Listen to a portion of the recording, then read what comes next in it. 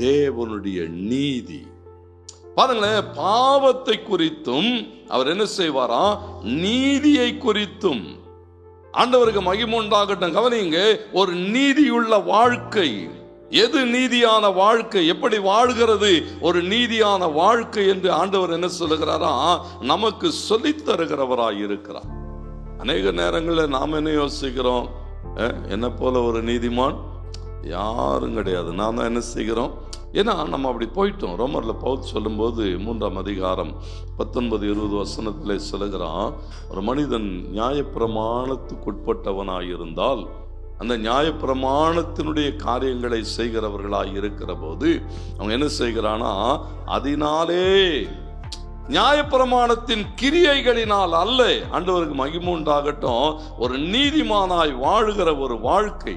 நான் சொல்லுகிறான், நான் இப்படியெல்லாம் கடந்து போகிறேன், ஆனாலும் ஒரு நீதியாய் வாழ்கிற வாழ்க்கை எது, இதெல்லாம் யார் சொல்லிக் கொடுக்கிறதா, பரிசுத்த ஆவியானவர் சொல்லிக் கொடுக்கிறார். பவுல் சொல்லுகிறார், பாருங்க, ஒரு தேவ நீதி எங்கிருந்து வருகிறதாம், இயேசு கிறிஸ்துவை பற்றுகிற விசுவாசத்தினாலே வருகிறதான அந்த தேவ நீதியை உடையவனாய் இருக்கிறேன். ஆண்டவருக்கு மகிமை உண்டான சொல்லுகிறான், கிறிஸ்துவுக்குள் இருக்கிறேன், அவரோடு கூட ஐக்கியப்படுகிறேன், அவருடைய பாடு மரணத்தோடு கூட என்ன செய்யப்பட்டிருக்கிறேன், இணைக்கப்பட்டிருக்கிறேன்.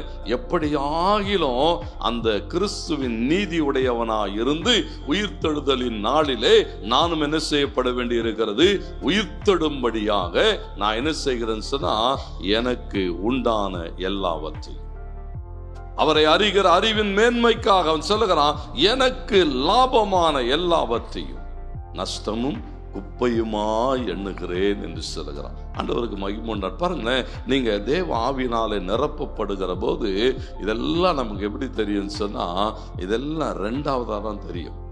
பவுல் அதனால தான் சொல்லுகிறான், எனக்கு லாபமா இருந்தவைகள் எவைகளோ எல்லாவற்றையும், பாருங்களேன், எல்லாவற்றையும், 1-2 இல்லை, எல்லாவற்றையும், இதெல்லாம் வீணா போச்சு என் வாழ்க்கையில் அப்படின்னு சொல்லுகிறான்.